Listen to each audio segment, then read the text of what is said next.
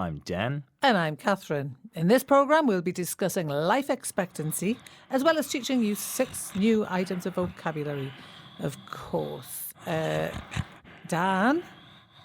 Dan! We're doing a show, Dan. Wake up. Sorry, Catherine. Sorry, everybody. I was at a party last night and I didn't get much sleep. Another party, Dan? Yeah. That's the 3rd this week. You look dead on your feet, which is an expression meaning extremely tired. Well, live fast, die young. That's my motto. A motto is a short phrase which reflects the beliefs of an organisation or person. And it's interesting that you mentioned dying young, Dan, because our topic this show is life expectancy. Life expectancy is how many years a person is likely to live. I suppose you have a question about it too. Funny you should say that, Dan. Yeah. By the year 2030, will the USA's life expectancy be A, in the top third, B, the middle third, or C, the bottom third compared to the rest of the world? Well, the USA is quite a rich country, so I'm going to say A, the top 1/3. And we'll find out later in the show if you're right or not. Now, Dan, life expectancy. So, which country do you think has the current highest life expectancy? Everybody knows that's Japan. Come on. Yes, but new analysis by the World Health Organization and Imperial College London predicts that it won't always be so. Now, they analysed 35 industrialised countries and found that by the year 2030, South Korea will be the leaders with an average life expectancy of a whopping 90 years. Wow. How did they do that? Well, let's find out by listening to Professor Majid Ezzati, Chair in Global Environmental Health at Imperial College London.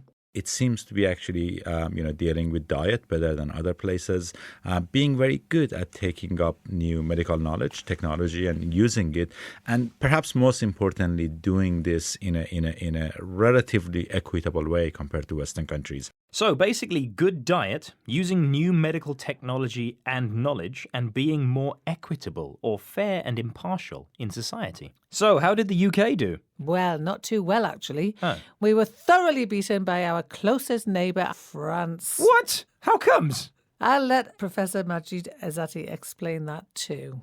So France has had some of the lowest obesity rates in the among Western countries, French women especially. UK has had some of the highest ones, and alcohol in France, at least until now, has been consumed in much more healthy patterns, and in the UK there has been a lot more binge drinking. So, France has low obesity, which is a state of being very overweight, compared to the UK's high obesity. And France drinks alcohol much more moderately than the UK, which tends to binge. Binging is when you consume a large amount of something in a short time, especially food or alcohol. So, confession time, Dan. How many drinks did you have last night? It was only orange juice, I swear. So come on, did I get the question right?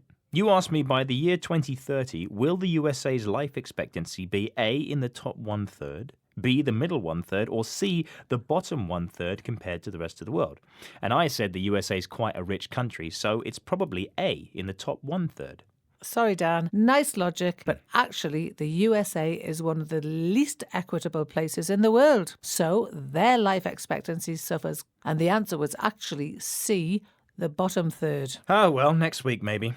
Now, let's take a look at the vocabulary from this program. First, we had dead on your feet. This is an informal expression which means extremely tired. Another way to say the same thing would be shattered. When was the last time you were dead on your feet, Catherine? I built some garden furniture quite recently and it took me all day and I was dead on my feet when I finished.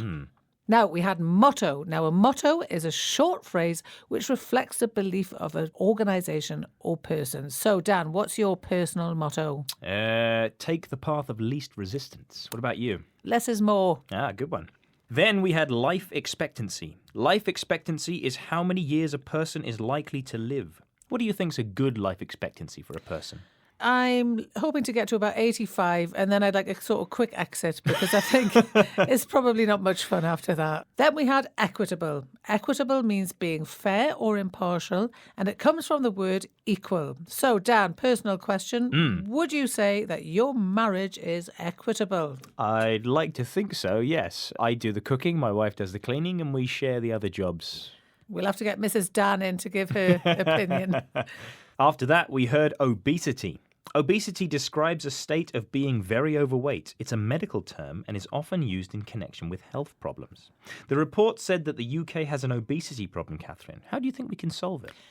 I think we need a sugar tax and everybody should walk to work. Finally, we had binge. To binge is to consume a large amount of something in a short space of time, especially something that you don't usually have. And these days we hear a lot about binge drinking, binge eating and binge watching. So, Dan, when did you last binge watch a series on TV? Ah, it's Game of Thrones, isn't it? Game of Thrones. Series 1, Series 2, time. Series 3, back to back. Back-to-back binging. That's Brilliant. it. Well, that's the end of today's 6-Minute English. Please join us again soon. And we're on social media too, so make sure you find us on Twitter, Facebook, Instagram,